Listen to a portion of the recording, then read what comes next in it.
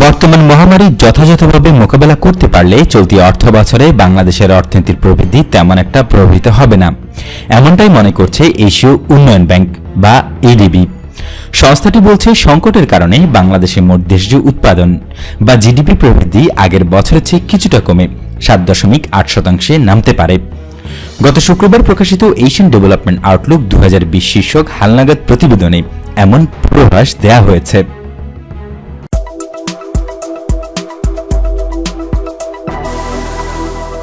এডিবির প্রতিবেদনে বলা হয়েছে, দ্রুত বর্ধনশীল তৈরি পোশাক খাতের রপ্তানির বড় বাজারগুলো থেকে চাহিদা কমায় বাংলাদেশের জিডিপি প্রবৃদ্ধি 2018-19 অর্থ বছরে 8.2% থেকে কমে 7.8% নামবে।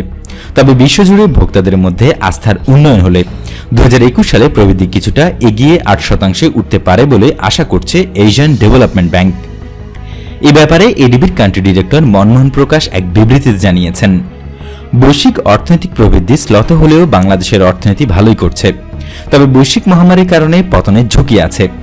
এডিবির প্রাথমিক প্রাক্কলন অনুযায়ী মহামারীর সামান্য প্রভাব পড়তে পারে এবং বাংলাদেশ 0.2% থেকে 4% জিডিপি হারাতে পারে।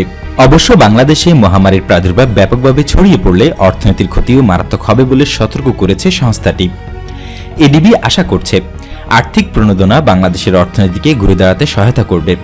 বর্ধনশীল অভ্যন্তরীণ চাহিদা ও রেমিটেন্সের পরিমাণ বেড়ে যাওয়ায় চলতি অর্থ বছরের প্রথম 8 মাসে বাংলাদেশের অর্থনৈতিক পরিস্থিতি জোরালো রয়েছে।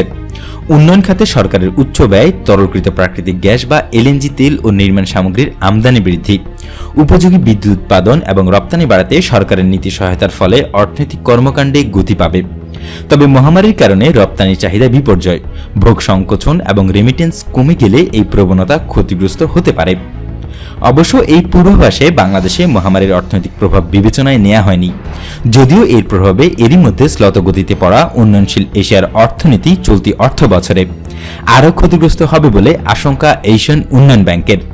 অপরদিকে মহামারীর পর বাংলাদেশের প্রবৃদ্ধি হবে 3%, যা দক্ষিণ এশিয়ায় ভারতে 2%, পাকিস্তানে 0% এবং শ্রীলঙ্কার 1%-এর চেয়েও বেশি।